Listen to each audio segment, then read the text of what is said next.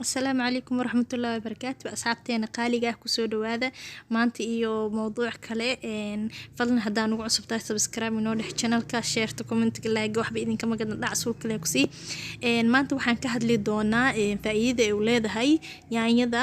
faa'iido fara badan aday hotor leedahay yaanyada haddii ahaan leed xagga isqurxinta iyo xagga caafimaadka ahaan maanta waxaan ka hadli doonaa xagga isqurxinta faa'iidada ay noo leedahay yaanyada yaanyada hotor waxay ka mid tahay khudradda laga helayo vitamin C-ga vitamin C-ga waa la yaqaanaa seeramyada vitamin C-ga iyo anti aging weeye waayeelnimada ayay ka hortagaan sidoo kaleeto yaanyadu haddaad maxay ahayd maaski ahaan u samaysato waxaad ka helaysaa agniga ayay ka baabi'inaysaa oo nabarada wajiga ayay ka hortagaysaa sidoo kale madmadowga nabaraha ay wajigaada ku reebeen ayay ka hortagaysaa ka kilin garaynaysaa sidoo kaleeto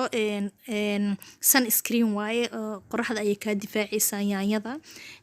oo dabiici ah sidoo kaleeto waxay ka hortagtaa waayeelnimada anti aging weeye yaanyada sidoo kale duuduubka wajiga ayay ka hortagtaa yaanyada maaski ahaan haddaad u samaysato wajigaada oo marsato dhowr daqiiqa aad ku joogto intaas in ka badanba waa ka heli doontiin insha allahu tacaala waana wax yar oo fudud oo jikadeena aan ka helayno inta badan faa'iido fara badan inoo leh oona wax dabiici ah weeyo saameynna aan ku keenaynin marka yaanyada ama tomaatoga qofka sidee u taqaano faa'iidooyin fara badan ayay noo leedahay anti bleaching waaye